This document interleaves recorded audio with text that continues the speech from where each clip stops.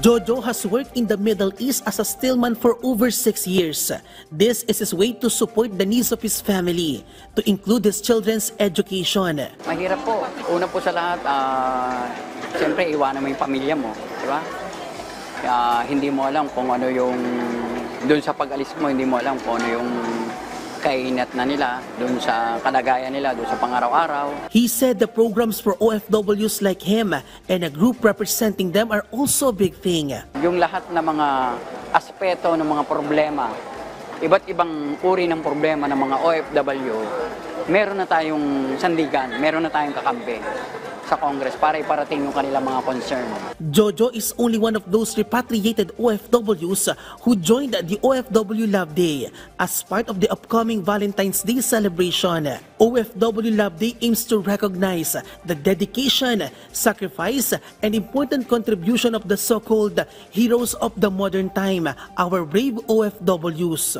Tinulungan natin ang ating mga OFW sa repatriation, sa reintegration, doon sa mga medical nila, sa mga educational nila, sa mga livelihood nila. Some former OFW also shared their inspiring stories. Nagkaroon po ako ng livelihood program po, naka-avail po ako, nakatanggap po ako ng 20,000 at ako po ay nagtayo ng isang maliit ng massage clinic po. Meanwhile, the group assured to provide help to the family of Ralph Anthony Bubiles, the missing Pinoy seafarer aboard the ship Prestige Ace that sailed from Veracruz, Mexico to Baltimore in America on December 5, 2024. They will also cooperate with the Department of Migrant Workers in resolving the case. Kasama ng iba't ibang ahensya ng gobyerno para po matutukan natin ang kaso ni Bubiles upang magkaroon ng hustisya. Tayo po'y magbibigay ng financial assistance para makapagsimulang muli at makaahon sa pagdaraho kung sakasakali man. The DMW has suspended the license of the manning agency,